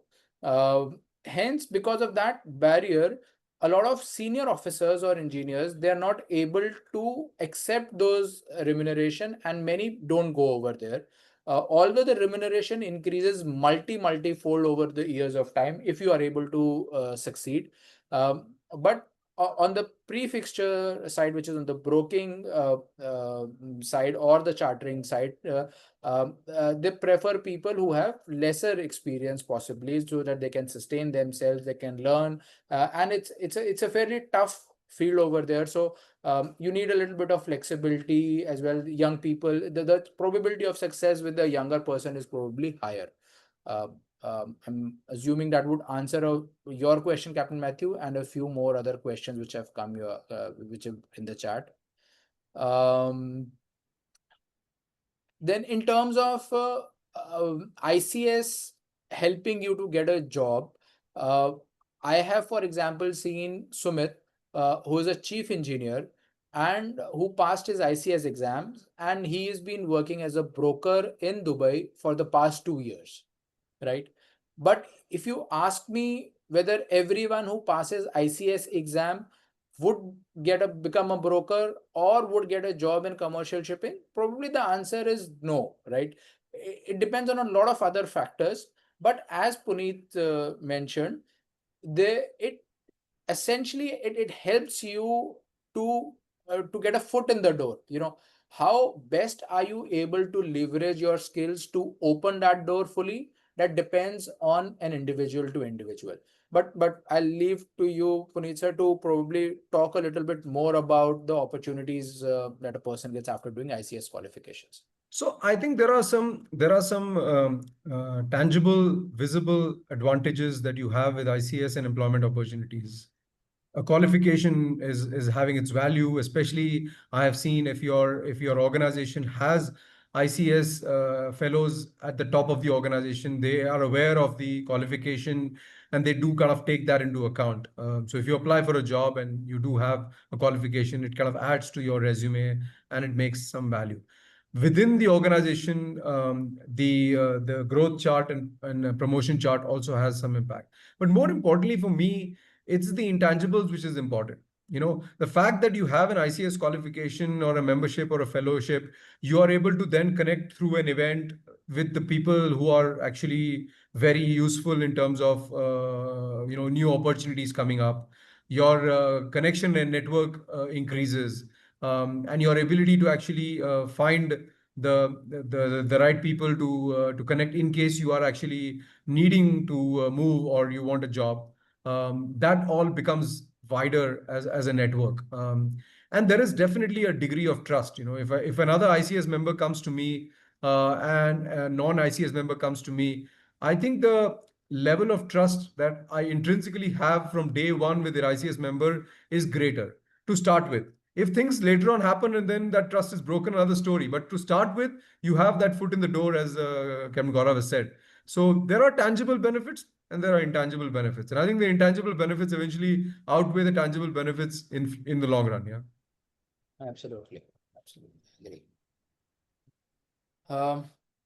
Aditya's question is, how much time should one take ideally to prepare themselves before registering for either of the qualifications? Captain Lalith, would you want to take that question? Yeah, it depends upon the individual. So if you are going to give a advanced diploma, probably you can give it a part in. You can prepare for. You can enroll it from before September 25th, and you can give it in the month of May. I would suggest you can definitely get it clear. And if it is for the PQE, considering if you don't have any exemptions, then I suggest you can do it within the space of 2 years. You can ideally clear all the 7 pages. Okay, thank you, sir. Ram, tutorship of 825 pounds from ICS is for one paper. Okay. Arindam, Aditya has given you the list. Mohinder Pal Singh, we get sample of the books? I don't think you can get sample of the books, but I believe you can see the index of the books on the website. I'm not too sure. Captain Lalith, is it possible to see the index of the books anywhere? Index of the book, I don't think, but the question was they want to buy the book, right? What did they ask? No, they want a sample copy, or basically if they want to have a preview of the book, how could anyone see the preview of a book? Yeah, it's still the books are not yet digitized, so I don't see. Maybe we can give them the sample by scanning and all, but that's the index if they wanted. They can just have idea. Okay, okay. So Mahinder, you'll have to connect to either of the branches, or maybe you could connect to us. We could support you in this as well. Chief Engineer Ashutosh, I think we've already discussed. I talked about Sumit getting a job as a broker in Dubai. He was again a chief engineer. Ruchika, I'm assuming your question has also been answered in terms of how do we get a job opportunity and how does ICS help. Archit, we will share the recording of the webinar to you and to everyone who is registered. If you've not registered or your email ID was incorrect, share an email to education@cnbeyond.com. Disha, if you could write the email ID. So if you have if you want the recording, we'll share the recording with you. Drop us an email on that ID, education@cnbeyond.com. Ritika, I don't think the employment, the percentage of people getting employed is recorded anywhere through ICS. But can we pay the fees in installments? Is that a possibility, Captain Lalith? I don't see that possibility. But for the exams, papers, they can split it up. But the registration fees is one go, that is 17,000 rupees, which will be the one go. And then the exam papers, whatever they're attending, for that they can pay. So for that alone, they can pay. So that way, if they're giving only 2 papers, they need to pay only for the 2 papers. Okay, sure. That they can. Thank you.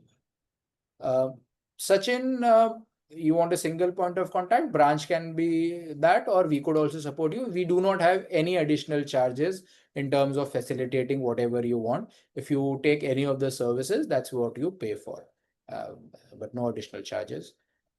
Rajkiran is okay. So I think let me ask this question, Puneet sir.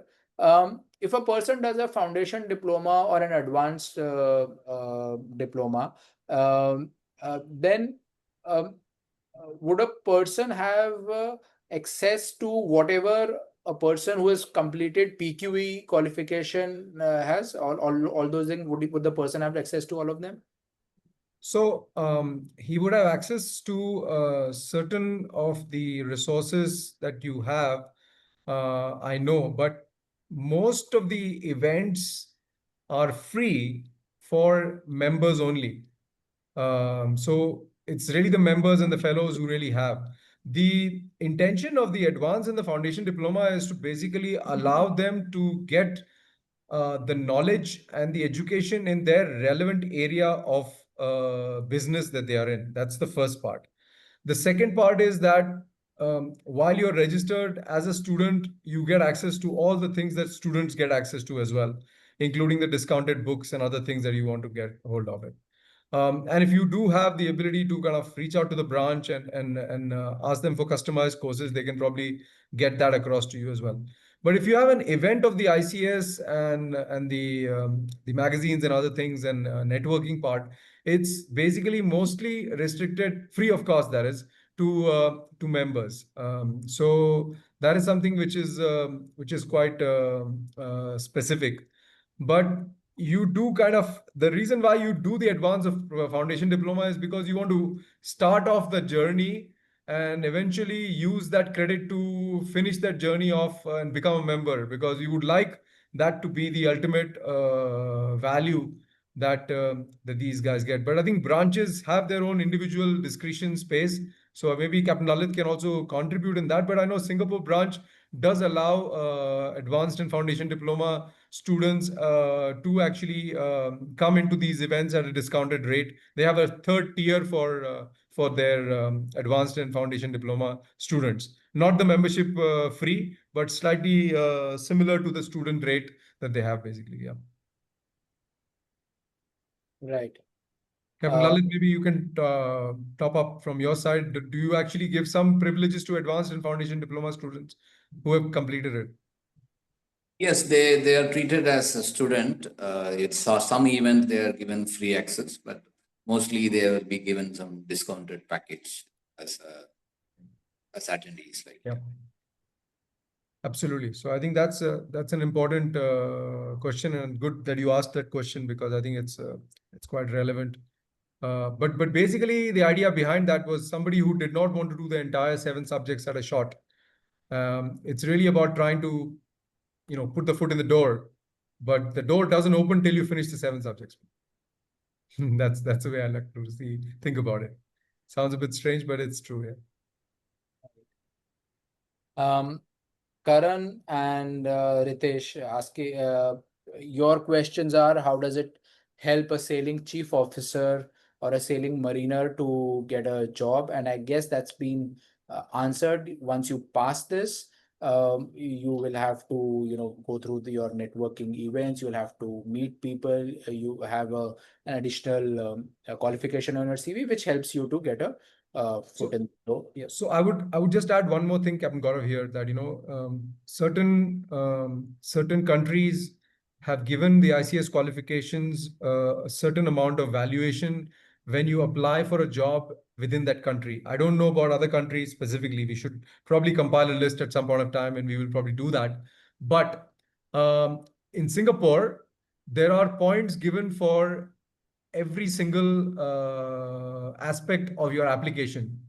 So if you get 20 points, then your application is confirmed and you get it. So one of those is income criteria, which is given about 5 or 10 points or whatever, saying that you need to have minimum salary of this much, then you can apply for an employment pass. ICS qualifications are only recognized qualification for shipping applications, and they get a 5-point advantage.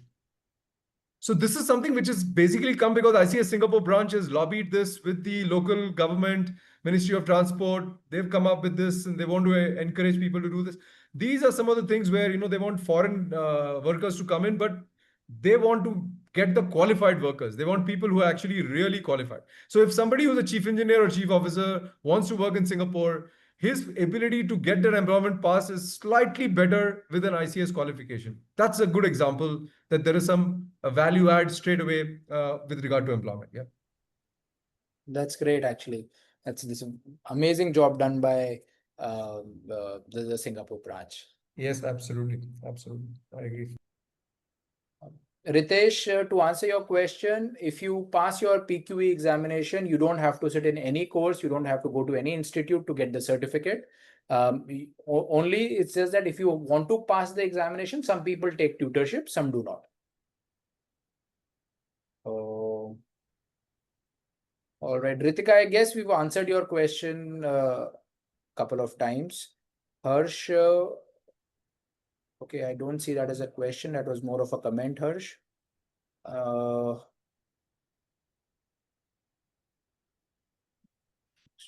Somebody, Captain Gaurav, somebody asked me about regional branches.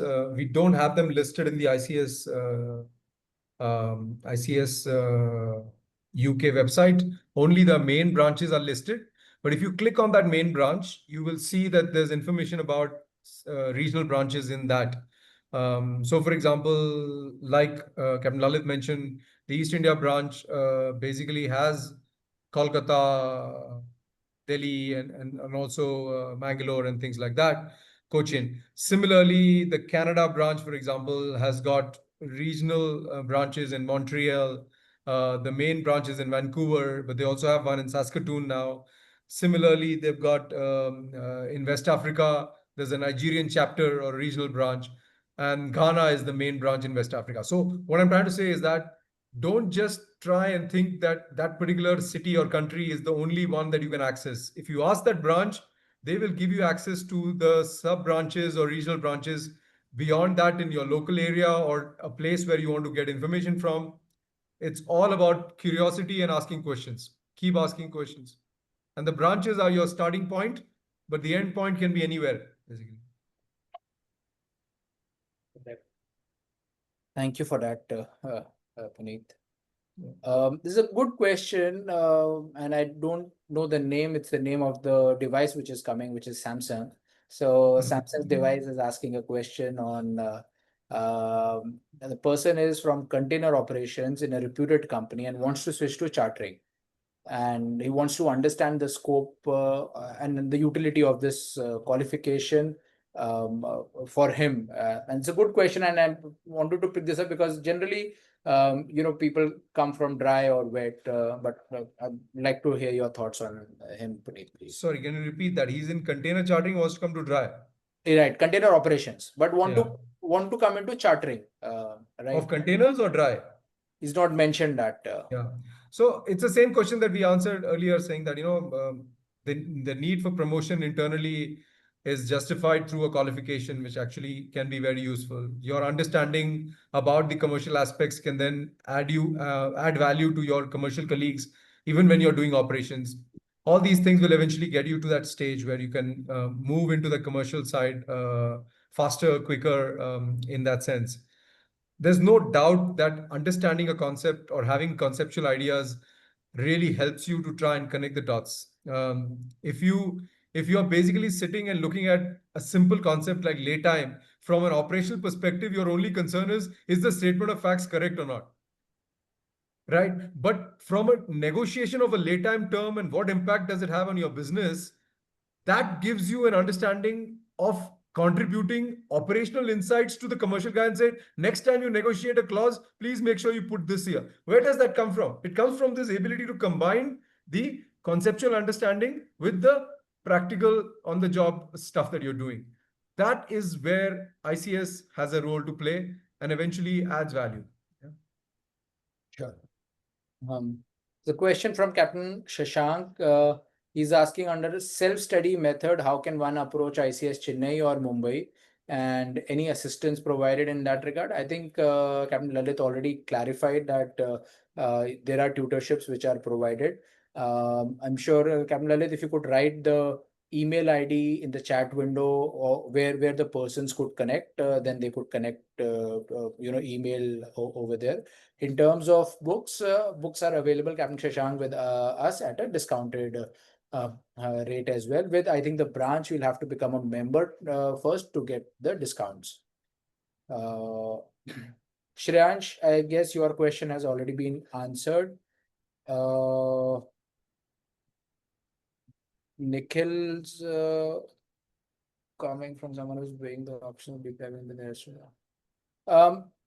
Nikhil, I think it's more of the same what we've already answered in terms of, at different level, there is different way in which you can leverage these qualification, right? So there is no bias as such in terms of which the industry has for a fresh person versus a person with experience. But there is a separate space for all of them, right?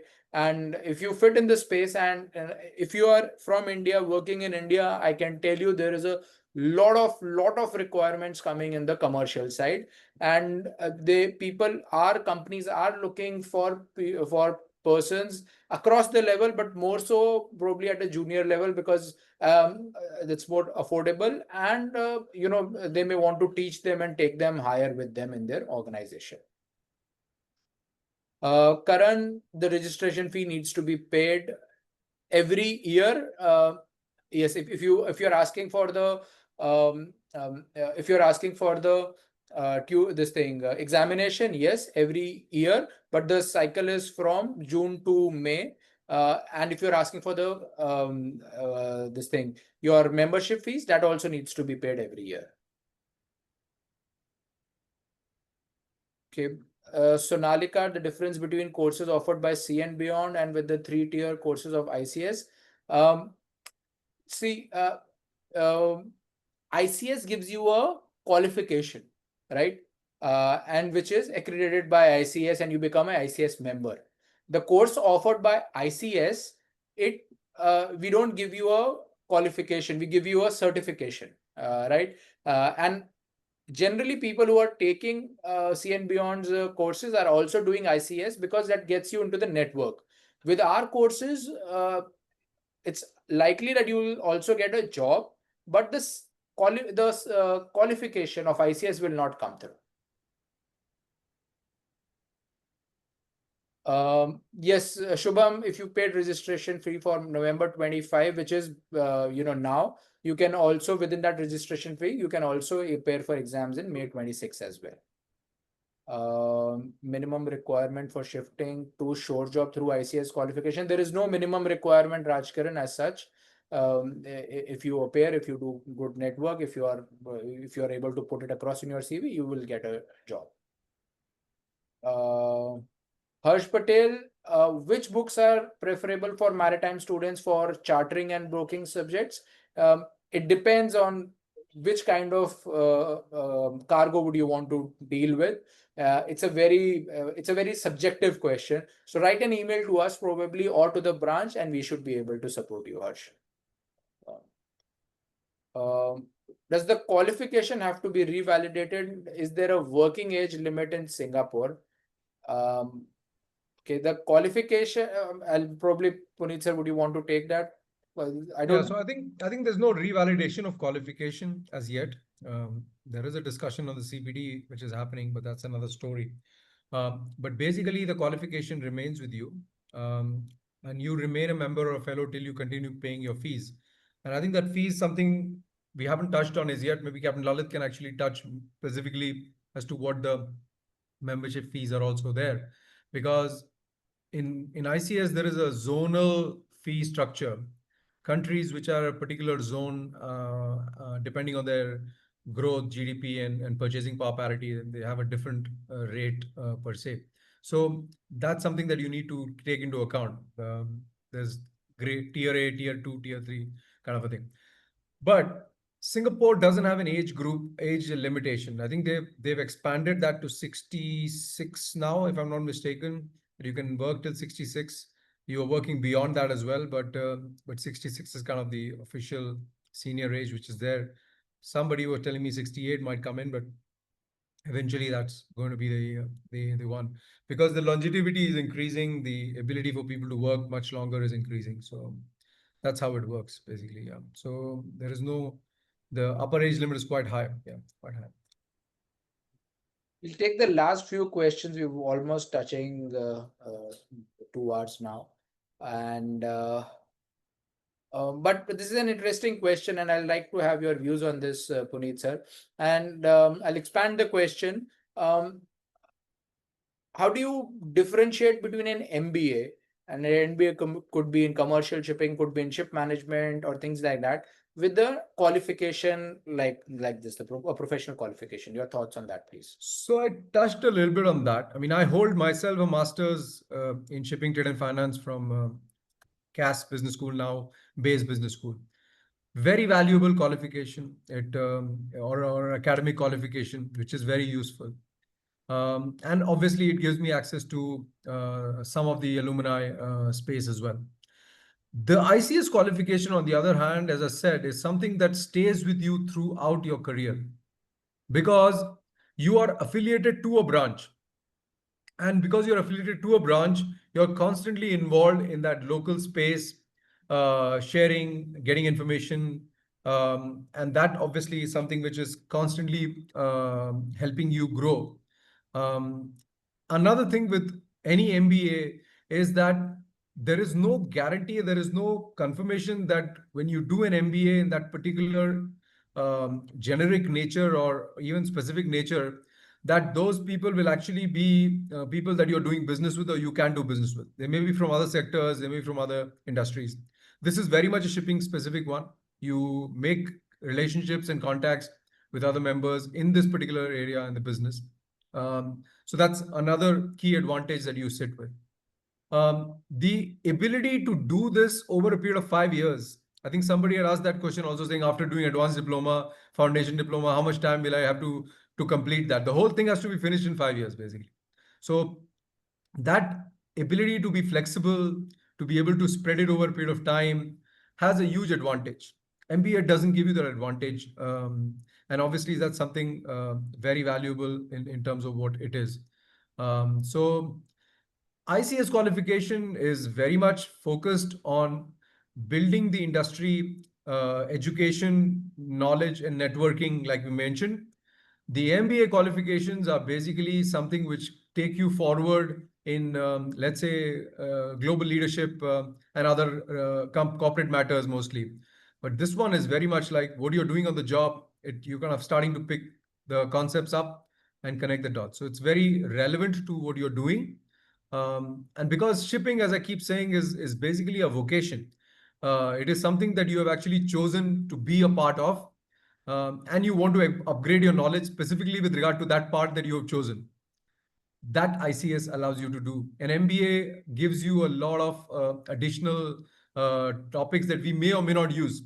So let's put it this way: the statue is very chiseled when it comes to ICS, but it still has some different parts still on the MBA which you need to chisel a little bit more on your own. ICS tries to chisel as much of the statue as it can to keep it flawless, as we say. Yeah, thanks. Very nicely put, sir. Very, very nicely explained. Thank you so much. And I hope that answers your question, Saurabh. Shreyansh, your question has already been answered. Sarthak, your question I've responded in the chat window. Harsh, to your question, I'm just writing the email ID where you could share your queries on. Archit, what all exceptions we get with the marine background and MBA and logistics, and out of 4 compulsory or 3? So I think maximum you can get only 1 exemption out of the 4 mandatory ones. But that you will not get if you are applying for a advanced diploma or a foundation diploma. That you'll have to give that examination, but otherwise you can get a maximum of 1 subject exempted. Correct, sir? Right. Saurabh, your question has already been answered. Right, guys. I think we've completed 2 hours, and that's a lot of time to spend over a weekend. For all of us, especially from the panelists over here. So thank you, Captain Lalith, Punit sir, for your time. Let me take one final feedback poll and understand that how did you guys like the webinar? Was the session useful to you? How would you rate the session? And if you have any suggestions with which we could improve, the way we could improve, please let us know. You may also write it in the chat window, and we can be better in the next webinar which we do.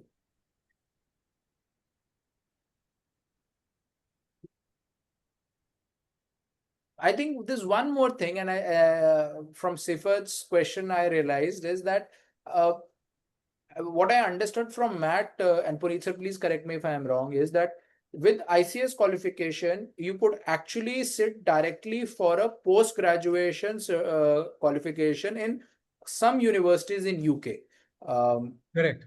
There Yeah. are. There is that advantage because they're looking for work experience and some qualifications, and the ICS qualifications have got that ability to augment that, and then you go straight for a post graduation. That's right. Yeah.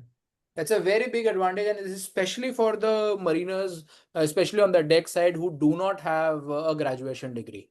Yeah, at the same time, please write to us, and you're very senior enough and you actually feel that you can actually submit a dissertation which can be vetted by us, then membership by dissertation is also possible for senior leaders, and that is something that we have restarted last year.